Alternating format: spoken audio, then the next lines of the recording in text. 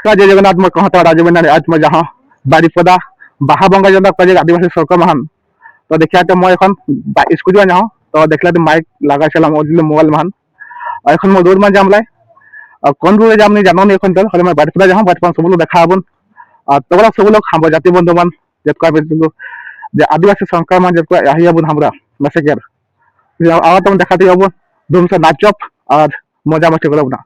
हमरा चल लिए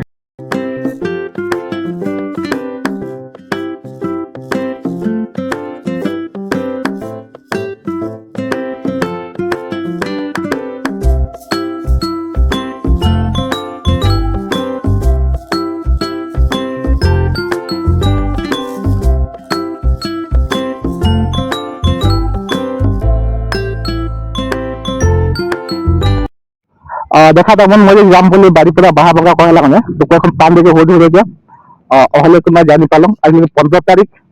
तो मैं आज যদি आज को नेक्स्ट टाइम যদি হতিক যদি প্রোগ্রাম হয় তো मैं নিহাতি জানতাম आजकल मैं जानी पालम मैं जाबला बापुन घर में हरिपुर में है যদি समय तो मैं देख